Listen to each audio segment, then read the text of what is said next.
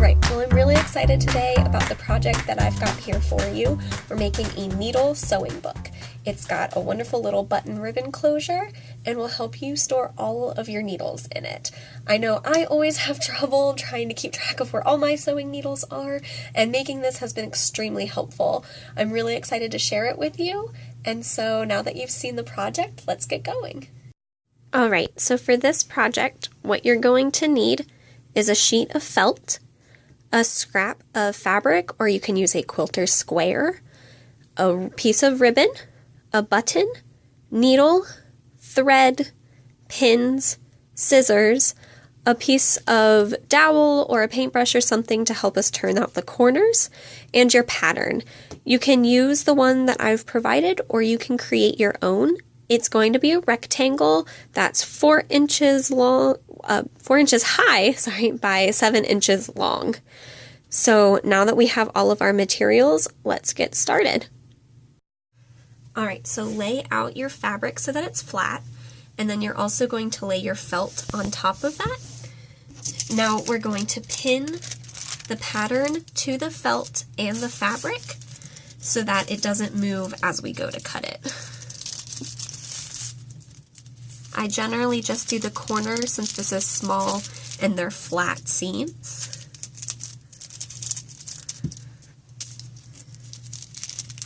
Alright, now that you've got it pinned, you're going to want to cut this out.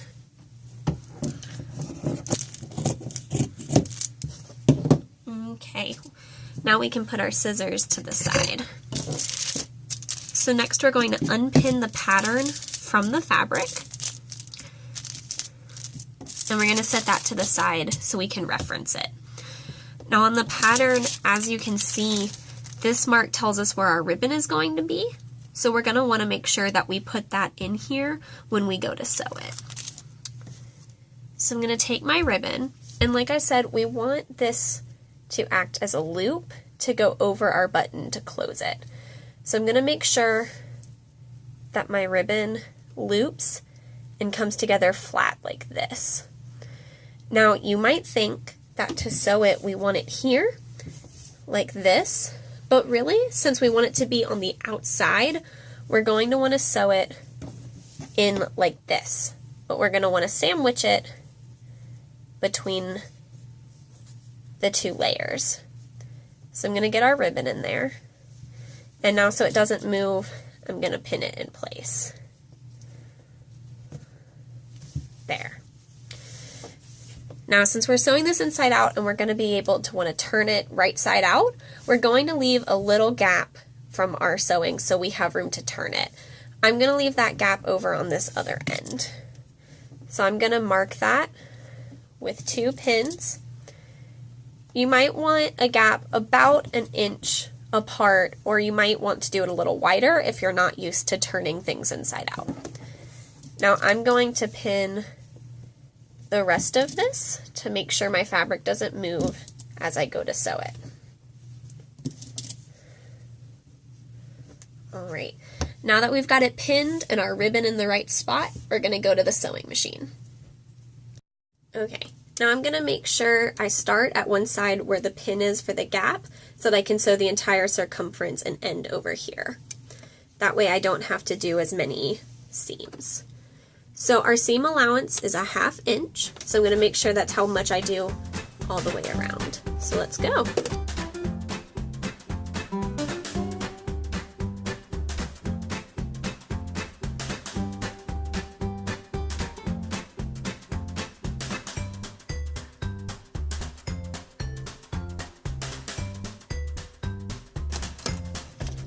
And then we'll trim our thread.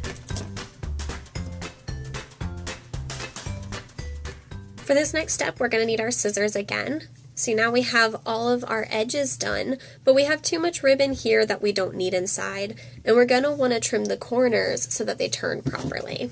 So I'm going to take my scissors, and I'm going to cut a triangle off all of the corners. This makes sure that our corners will be nice and pointed once we're done. Now I'm also going to get rid of this extra ribbon. Perfect. So this is what it'll look like before you turn it inside out. Now to do that, you're going to want to take your opening and just start pushing the fabric through it. You can do most of this by hand, but once you get to the corners, you might find that having like a paintbrush end or a pencil or some kind of a dowel will help you really get those corners.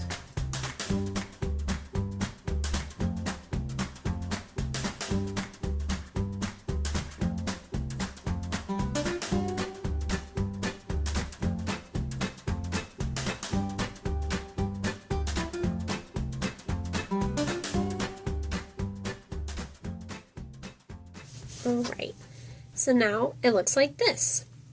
So as you can see, we're going to be able to turn it like this and hook that around our button. Now if you have an iron, you're going to want to go ahead and iron this flat. If you don't, it's okay. That step really for this project is optional.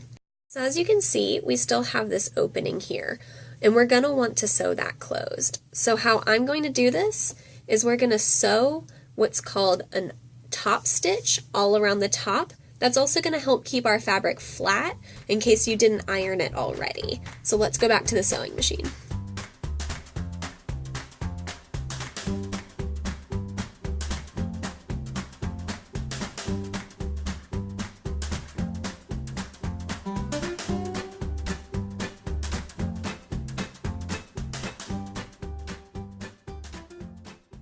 Okay, so now that we have all of the top stitching and sewing for this done, it's almost completely finished. We just need that button closure. So for the button, you're definitely going to want to use a hand needle and thread for this, as especially this type of button our machines can't do for us. So go ahead and get that ready, and we'll check our pattern to see where we need to sew it in place. Okay, now that we have our thread on our needle, let's double check our pattern.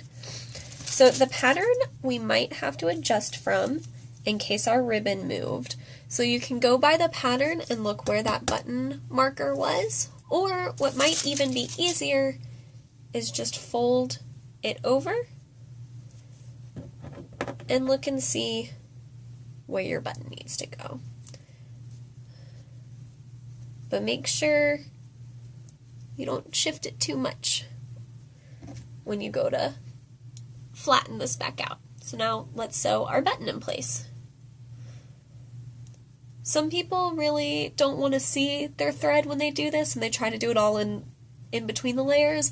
I don't mind for this project, so you can go straight through both layers. It's really a personal preference at this point.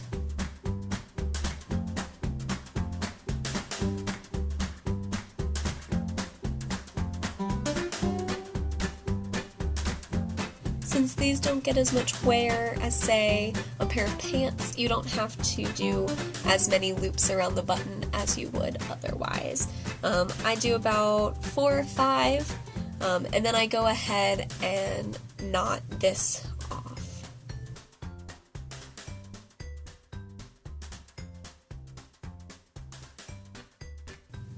There we go. And then we'll trim the extra thread. There we go. Now your button's on. So you should now be able to fold this over and secure it closed. You've now made your very own sewing needle book. All you have to do now is fill it with needles. And you can start with the one we just used.